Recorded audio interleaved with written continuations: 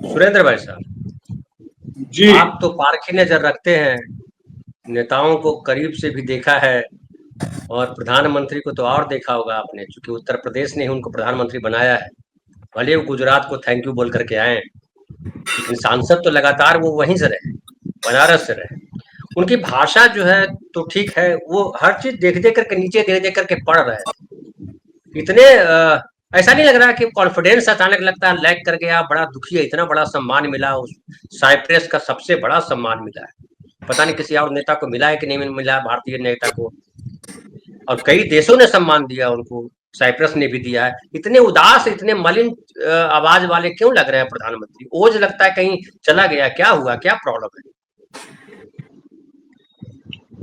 देखिए, प्रधानमंत्री जी ने बड़े भरे दिल से शुक्रिया अदा किया कि आपने हमको पुरस्कार दिया। असली संबोधन ये है, बड़े भरे दिल से उन्होंने कहा कि अच्छा क्या आपने हमें सुना। मैं आज ये सोच रहा था जब खबर आई कि साइप्रस में भी वहां का सबसे अच्छा सम्मान दिया गया, तो हमने कहा मोदी जी, कोई देश ऐसा बचा नहीं है जहां जहां वो गए जहां का वो सबसे बड़ा सम्मान लेके नहीं आए। तो क्या इनकी यात्रा इसी शर्त पर तय होती कि भाई सम्मान दोगे तो हम आएंगे, नहीं तो नहीं आएंगे। यहाँ हो सकता है कि साइप्रस में अडानी के लिए कोई बात न मानी हो, तो इसलिए दुखी मन से उन्होंने शुक्रिया अदा किया कि चलो पुरस्कार दे रहे तो दे रहे थे। तो इस पर मुझे एक कहावत आती है, कुछ लोग बहुत चंट होते हैं तो मित्रों से पूछते हैं कि तुम बताओ कि जब हम तुम्हारे यहाँ आएंगे तो क्या खिलाओगे, और हमारे यहाँ आओगे तो क्या लाओगे। तो इसलिए मोदी पहले सेट कर लेते हैं कि हमको क्या खिलाओगे, क्या करोगे। और ठीक है, भाई इतने बड़े देश के प्रधानमंत्री, तो अगर उनको सम्मानित किया जाता है तो ठीक है। और उस सम्मान से ये पता नहीं चलता है कि आपको वाकई सम्मानित किया जाता है, क्योंकि आपको सम्मानित करने के बाद कल आपके खिलाफ बोलने लग जाए, तो इसका मतलब ये नहीं होता है कि आपको अपमानित कर दिया गया।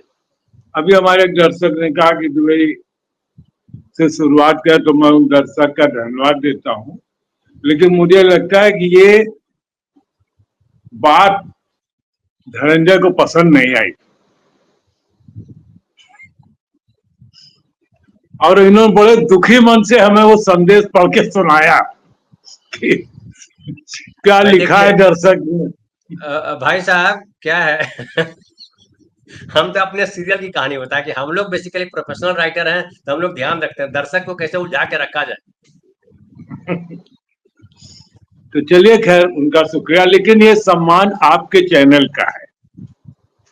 देखिए, मैं आपके चैनल के बारे में एक बात कहूं कि जो जिस ढंग से आप लोगों का नाम लेते हैं, एक को बुलाते हैं, मैं तमाम चैनल पर जाता, कहीं इतने लोगों का नाम नहीं लिया जाता है। तो मुझे ऐसा याद आता है पुराना जमाना विविध भारती गीत का, जिसमें बताया जाता है फलाने जगह से फलाने, ढिमाके जगह से ढिमाके, और उसमें एक जगह होती है तो झुमरी सलैया से। हम हमारे बिहार में ही था, अभी तो और झारखंड में छूट गया है। हाँ, वो झुमरी सलैया बिहार में ही। तो ऐसे हम सब तमाम झुमरी सलैया वाले आप इकट्ठा किए हुए हैं, तो आपका सम्मान करते हैं। हम लोग तो उसमें सिर्फ माध्यम बन है, और अच्छा भी लगता है। अब एक मेन बात मैं सोच रहा हूँ, आज मैंने देखा, कल भी था, आज और ज्यादा हुआ कि लगातार वीडियोस की बाढ़ है, जिसमें बताया जा रहा है कि देखो ईरान ने कहाँ कहाँ मारा है। अब देखिए, एआई के जमाने में बड़ा खतरा भी लगता है, इतनी हमारी इंटेलिजेंस है नहीं आज के हिसाब से कि एआई जनरेटेड है कि रियल है। लेकिन इस तरह के वीडियोस की बाढ़, जहां बताया जा रहा है कि ईरान ने मिसाइल चलाई, कितना नुकसान हो गया। अभी आपने कहा कि देखिए, ट्रंप ने गलती क्या की, शपथ लेते ही, अगर उनको दुनिया का नेता बनना था तो उनको फिर व्यापारी नहीं बनना था।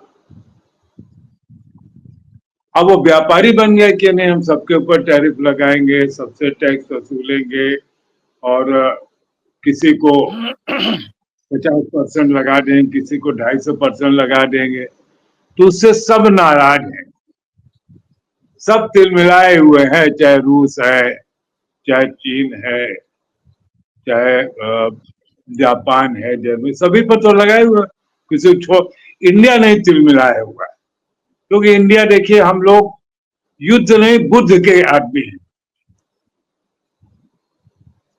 और बुद्ध या तो बौद्ध हो सकता है या बुद्ध हो जाता है। तो हमें पता नहीं कि हम बौद्ध हो गए कि बुद्ध हो गए, लेकिन हम बुद्ध हैं। इसलिए मुझे लगता है कि ट्रम्प साहब गलत ये फंस गए कि उनकी रंगबाजी चल जाती है और ये चीन इन सब किनारे होते कि चलो ठीक है, तुम अपनी रंगबाजी करते रहो। ये इतना तंग कर लिया है उन्होंने, तो मजबूरी में वो ईरान के साथ है। और अब मतलब जो माहौल लग रहा कल कथा, पता नहीं क्या होगा, हम नहीं कह सकते, क्योंकि देखिए खबरें सब मीडिया से ही आ रही हैं अधिकांश से। और मीडिया कोई ऐसा ठप्पा तो नहीं कि भारतवर्ष में ही गोदी होगा, ईरान में नहीं होगा, इजराइल में नहीं होगा। गोद में बैठना तो बहुत लोगों को पसंद आता है। हो सकता है जो खबरें आ रही हैं गोदी मीडिया की ज्यादातर हो, कुछ इंडिपेंडेंट भी हो सकती है। लेकिन मुझे लगता है कि ये जो ईरान और इजराइल का युद्ध है, मुझे जल्दी खत्म होता दिखाई नहीं पड़ा। बहुत लोगों को ऐसा लगा कि मैंने साबित तो खत्म हो जाएगी, वैसे ही मुझे लग रहा है जैसे अपने पुतिन साहब ने यूक्रेन से शुरू किया, कह रहे निपटा देंगे इनको। और हम लोग ये सोचते थे कहाँ मतलब रूस और कहाँ यूक्रेन, कहाँ राजा भोज, कहाँ गंगूचेली, लेकिन वो राजा भोज तो फंस गया उसमें और युद्ध हो रहा है। 3 साल हो गए।